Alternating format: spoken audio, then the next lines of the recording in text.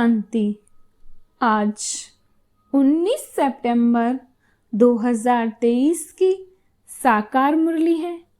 आज प्यारे बाप दादा कहते, मीठे बच्चे याद के पुरुषार्थ से ही कर्मातीत बनेंगे। इसलिए कभी अपने को मियां मिट्ठू नहीं समझना। याद के बल से अंदर में जो कमियां हैं उन्हें निकालते रहना है। आज का प्रश्न है, सभी बच्चों की अवस्था को मजबूत बनाने के लिए बाप कौन सी चैलेंज करते हैं? उत्तर है, बच्चे भोजन बनाते हुए पूरा समय याद में रहकर दिखाओ।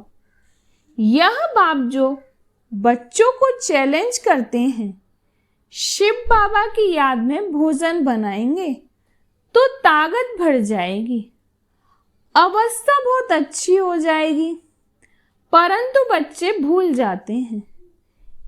इसके लिए एक दो को याद दिलाने का पुरुषार्थ करो। डबल सर्विस करनी है। कर्मणा के साथ साथ नर से नारायण बनाने की भी सेवा करो। आज प्यारे बाप दादा का गीत है, धीरज धर मनुआ। ओम शांति। यह किसने कहा और किसको कहा? बाप बैठ बच्चों को समझाते हैं। भक्ति मार्ग में यह गाया जाता है। जब परमपिता परमात्मा आते हैं, वही आकर धीरज देते हैं और कोई मनुष्य धीरज दे नहीं सकता। तुम जानते हो अब सुख के दिन आएंगे। बाप आए हैं सुखधाम ले चलने। यह है दुखधाम। यह सब भक्ति मार्ग के गीत हैं। यहां तो बाप सम्मुख बैठे हैं। बच्चों को कुछ कहने की दरकार नहीं पड़ती। बच्चे जानते हैं हमारे सुख के दिन आ रहे हैं। हम सुख की राजधानी से श्रीमत पर स्थापन कर रहे हैं। डिवाइन मत पर चल रहे हैं। एक होती है डिवाइन मत, दूसरी होती है अनडिवाइन मत। डिवाइन मत एक ही होती है जिससे श्रीमत कहा जाता है। अनडिवाइन मत माना आसुरी पतित मत, डिवाइन मत माना दैवी पावन मत। श्रीमत और आसुरी मत को तुम समझते हो। डिवाइन कहा जाता है पावन को, अनडिवाइन कहा जाता है पतित को। यह है ही पतित दुनिया।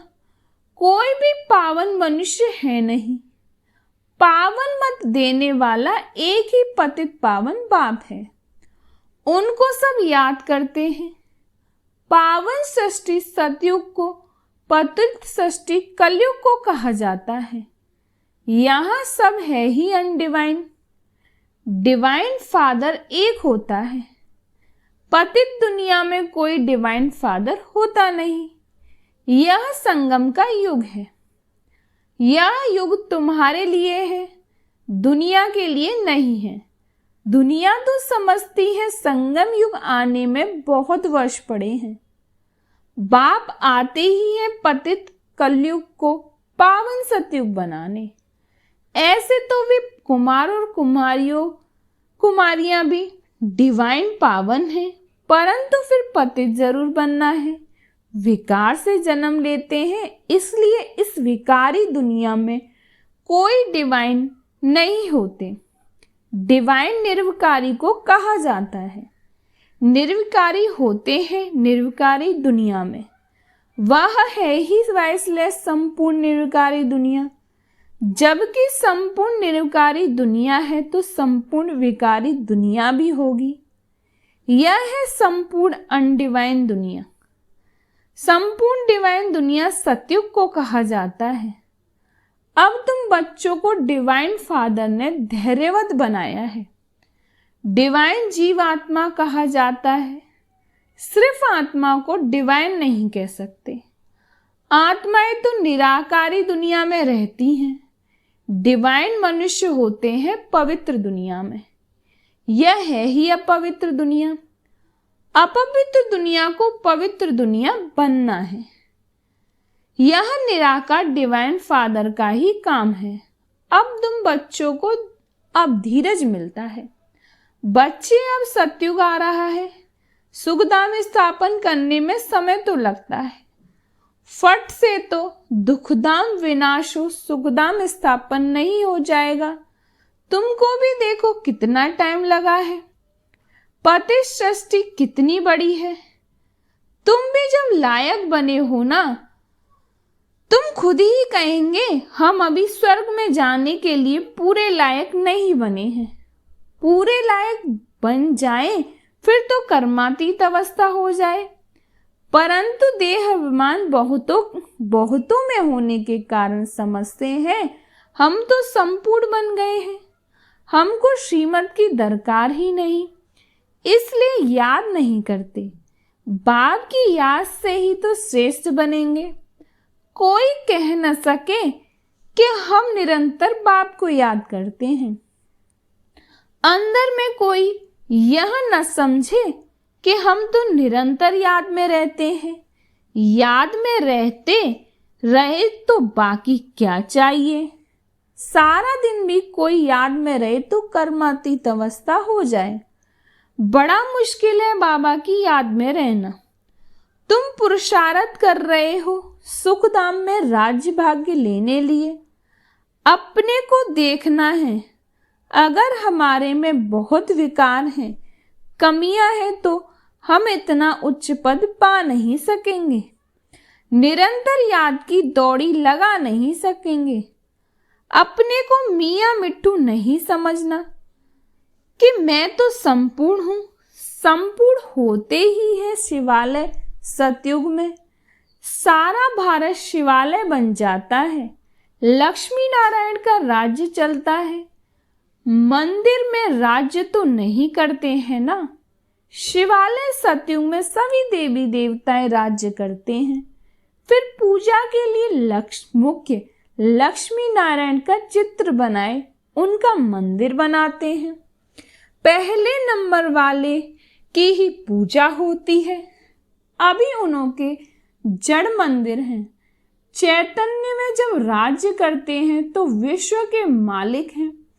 भले है भारत में ही, परंतु है तो विश्व के मालिक ना, और कोई रजाई ही नहीं। हम अभी फिर से अपना डिवाइन राज्य स्थापन कर रहे हैं। पावन दुनिया में जाने के लिए पहले जरूर पावन बनना पड़े। मेहनत लगती है। जहां तक जीना है याद में रहना है, और ज्ञान की वर्षा तो होती ही रहती है। भिन्न भिन्न प्रकार से समझाया जाता है। वास्तव में लक्ष्मी नारायण के सिवाय डिवाइन अथवा पवित्र किसको कह नहीं सकते। बाप स्वर्ग स्थापन करते हैं फिर भी नरक बन नहीं जाता। बाप स्वर्ग स्थापन करते हैं फिर भी नरक बन ही जाता है। ड्रामा ही सुख और दुख का बना हुआ है। शंकराचार्य आकर अपने धर्म की स्थापना करते, फिर भी डाल डालियां पुरानी तो होंगी ना। सन्यासियों की महिमा है। राम तीर्थ, विवेकानंद आदि गाए जाते हैं, क्योंकि शंकराचार्य ने पिछाड़ी वाले हैं। नए नए आते हैं तो वह अपना शो करते हैं, परंतु इनको शिवालय तो नहीं कहेंगे। शिव का स्थापन किया हुआ सतयुग एक ही है। मनुष्य इन बातों को बिल्कुल नहीं जानते। ऐसे ही सिर्फ सुनने से कोई समझ न सके। पहले तो 7 रोज आकर एम ऑब्जेक्ट को समझना है, और कोई पढ़ाई के लिए ऐसे नहीं कहा जाता कि पहले 7 रोज समझो। यह एक ही पाठशाला है जहां लक्ष्य दिया जाता है, पहले पहले 2 फादर को समझो। बाप कहते हैं मैं बच्चों की सेवा करने आया हूं। जो कल्प पहले वाले हैं वही आएंगे। जब तक निश्चय बुद्धि नहीं बने तब तक बुद्धि में आएगा नहीं। इसलिए बाबा पूछते हैं कहां तक निश्चय हुआ। यह कोई गावड़े का सत्संग नहीं है, और सत्संगों में तो कहेंगे फलाना महात्मा गीता सुनाते हैं, फलाना वेद सुनाते हैं। यहाँ कोई महात्मा आदि नहीं है। यहाँ तो बाप बैठ समझाते हैं। पहले जब तक निश्चय नहीं तब तक क्या समझे। वहां सत्संगों आदि में समझेंगे यह तो फलाना वेद सुनाते हैं, राज विद्या पढ़ाते हैं। यहाँ तो वेद शास्त्रों अथवा राज विद्या की कोई बात नहीं। तुम जानते हो बाबा इन द्वारा पढ़ा रहे हैं। जब तक यह नहीं समझा है तो क्या करेंगे, और ही वायुमंडल को खराब कर देंगे। यहाँ तुम्हारे में भी ऐसे नहीं कि सब शिव बाबा की याद में सुनते हैं और समझते हैं। शिव बाबा ब्रह्मा द्वारा पढ़ाते हैं, नहीं, शिव बाबा की पढ़ाई है। यह कुछ भी समझते नहीं, बड़ा मुश्किल कोई यथार्थ रीति समझते हैं। पढ़ाने वाला शिव बाबा है। यह याद हो और सारा दिन बुद्धि में रहे कि हम स्टूडेंट तो नंबरवार चले जाएं, परंतु तुम्हारे में भी नंबरवार है। बाबा कहते हैं मुझ पढ़ाने वाले को याद करो। मैं ही बाप, टीचर, गुरु हूँ। तीनों को इकट्ठा याद करना है। लौकिक संबंध में तो बाप अलग, टीचर अलग, गुरु अलग होते हैं। यहाँ एक को ही याद करना है और है बहुत सहज, परंतु माया याद रहने नहीं देती। घड़ी घड़ी बुद्धि योग तोड़ देती है। तुम बच्चे आपस में बैठते होंगे, समझो कोई मशीन चलाते हैं अथवा मक्खन निकालते हैं, तो शिव बाबा को याद कर मशीन चलाते हैं। शिव बाबा की याद में बाबा के यज्ञ के लिए मक्खन निकाल रहा हूं। कितनी खुशी की बात है। यज्ञ के लिए भोजन बनाता हूं, खुशी होती है ना, परंतु फिर घड़ी घड़ी भूल जाते हैं। फिर पुरुषार्थ करना पड़े खुद का। एक दो को याद करने का पुरुषार्थ कराने वाला चाहिए। फिर भी शिव बाबा को याद कर भोजन बनाएंगे तो ताकत बढ़ जाएगी, तुम्हारी अवस्था बहुत अच्छी हो जाए, परंतु ऐसे होता नहीं। ब्रह्मा भोजन की तो बहुत महिमा है, परंतु जब आत्मा शिव बाबा की याद में रह बनाए, शक्तियों का ऐसा भंडारा हो, याद में रह भोजन बनाए तब तो शक्ति मिले। वह भी शक्तियों की बुद्धि में नहीं आता, नहीं तो पुरुषार्थ करें। बाबा को तो दिल होती है अपने हाथ से शिव बाबा को याद करते भोजन बनाऊं। प्रैक्टिस करनी है, देखे याद ठहर सकती है। बाबा चैलेंज देते हैं, जो भी भंडारे में है कोशिश करो। बाबा जानते हैं कि 1 घंटा भी याद नहीं कर सकते। याद वाले ज्ञानवान हो तो डबल सर्विस में लग जाएं। जब तक कांटों को फूल न बनाए तो कुछ काम के नहीं है। राजाई के लायक यह बनते जो नर से नारायण बनाने की सर्विस करते। जितना तकदीर में है वह अपने पुरुषार्थ से तकदीर को पाते रहते हैं। बाप तो सबको कहते जितना करेंगे, जो करेंगे सो पाएंगे। अपने मोस्ट विलवेड बाप को याद करना है, याद की ही मेहनत है। बाबा भी बतलाते हैं मैं बहुत उपाय करता हूं, परंतु हो नहीं सकता। बहुत मेहनत है। मेहनत करते करते अंत में कर्मातीत अवस्था होगी, फिर साक्षात्कार करते रहेंगे। माया नहीं आएगी। यहाँ बैठे बैठे सब दिव्य दृष्टि से मैं देखते रहेंगे। अभी तो टेलीविजन में देखते हैं। टेलीविजन कोई दिव्य दृष्टि नहीं है। विनाश का साक्षात्कार, वैकुंठ का साक्षात्कार टेलीविजन में नहीं देख सकेंगे। जितना जो ज्ञानी और योगी है उनको तो वैकुंठ की राजधानी देखने में आती रहेगी। बगैर टेलीविजन रखे तुम जर्मनी, लंदन आदि देखते रहेंगे। टेलीविजन से यह दिव्य चक्षु का साक्षात्कार वंडरफुल है। सच्ची दिल से बाप की सर्विस में लगना है, तब मजा है। बुद्धि भी कहती है बाबा अंत में बहुत खातिरी करेंगे, घुमाना फिराना बहलाना यह खातिरी है ना। ऐसा बनने के लिए लायक भी बनना चाहिए ना। लायक बनाने वाले को याद करने से ही लायक बनते जाते हैं। जितना याद करेंगे और सुदर्शन चक्र फिरता रहेगा तो फायदा है। बीज को याद करने से झाड़ भी याद आएगा। यह बातें समय तुम्हारे कोई भी समझ न सके। इस याद और ज्ञान से हम इतना जमा करते हैं, वहां यह पता नहीं होगा कि यह कहां से वर्षा मिला है। यह थोड़े ही समझते हैं कि हमारे संगम की कमाई है, बादशाही मिल जाती है। तुम सदा सुखी रहते हो, बड़ी भारी मंजिल है। अभी तुम डिवाइन बनते हो, सारी दुनिया अनडिवाइन है। तुम मनुष्य से देवता डिवाइन बन रहे हो। मनुष्य को देवता बनाने वाला एक ही गॉड फादर है। फादर अक्षर कहना बड़ा सहज है। कोई भी बूढ़ा बुजुर्ग देखेंगे तो उनको बाबा व पिताजी कहेंगे। बूढ़ा बूढ़े को देखेंगे तो भाई समझेंगे, छोटे बड़े को देखेंगे तो बाप समझेंगे। निराकार बाप को तो कोई का पता नहीं है, सिर्फ कह देते हैं गॉड फादर। यह नहीं समझते कि हम आत्मा हैं, हमारा बाप वह है। बाप जरूर वर्षा देता होगा। अभी तुम जानते हो हमारा बाप हमको वर्षा दे रहे हैं। इस वर्षे के लिए ही हम बार बार पुकारते थे, प्रार्थना करते थे।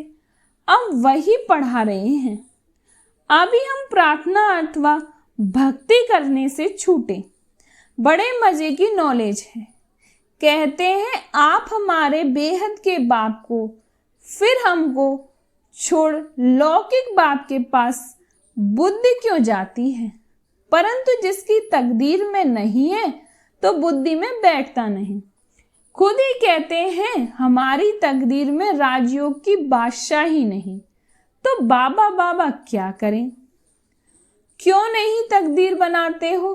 तकदीर बनाने में तो कोई मना नहीं है। तकदीर में नहीं तो बाबा को छोड़ देते। फिर माया बिल्ली बुद्धि में घोटाला डाल देती। बाप भी क्या करे, माया बिल्ली पर जीत पानी है। काम काज करते शिव बाबा की याद रहे तो बहुत फायदा हो जाए। 1 मिनट भी याद करने से बड़ा फायदा हो सकता है। 1-2 को सावधान करो, फिर कोई माने या न माने। बाबा युक्तियां बहुत बतलाते हैं। अच्छा मीठे मीठे सिकीलते बच्चों प्रति माता पिता बाप दादा का याद प्यार और गुड मॉर्निंग। रूहानी बाप की रूहानी बच्चों को नमस्ते। हम रूहानी बच्चों की रूहानी बाप दादा को याद प्यार और गुड मॉर्निंग, नमस्ते नमस्ते नमस्ते। शुक्रिया बाबा, शुक्रिया बाबा, शुक्रिया बाबा। आज धारणा के लिए मुख्य सार है। पहली पॉइंट है 1-2 को बाप की याद दिलाने का पुरुषार्थ करना है। बाप टीचर सदगुरु तीनों को साथ साथ याद करना है। भोजन बनाते व खाते समय याद में जरूर रहना है। दूसरी पॉइंट है सच्चे दिल से बाप की सर्विस में लगना है। कांटों को फूल, मनुष्य को देवता बनाने की सेवा करनी है। आज प्यारे बाप दादा का वरदान है व्यक्त भाव से ऊपर रहे, फरिश्ता बन उड़ने वाले सर्व बंधनों से मुक्त भव। व्यक्त भाव से ऊपर रहे, फरिश्ता बन उड़ने वाले सर्व बंधनों से मुक्त भव। देह की धरनी व्यक्त भाव है। जब फरिश्ते बन गए फिर देह की धरनी में कैसे आ सकते। फरिश्ता धरती पर पांव नहीं रखते। फरिश्ता अर्थात उड़ने वाले, उन्हें नीचे की आकर्षण खींच नहीं सकती। नीचे रहेंगे तो शिकारी शिकार कर देंगे, ऊपर उड़ते रहेंगे तो कोई कुछ नहीं कर सकता। इसलिए कितना भी कोई सुंदर सोने का पिंजड़ा हो, उसमें भी फंसना नहीं। सदा स्वतंत्र बंधन मुक्त ही उड़ती कला में जा सकते हैं। आज प्यारे बाप दादा का स्लोगन है, असंभव को संभव कर सफलता की अनुभूति करने वाले ही सफलता के सितारे हैं। असंभव को संभव कर सफलता की अनुभूति करने वाले ही सफलता के सितारे हैं। अच्छा, ओम शांति।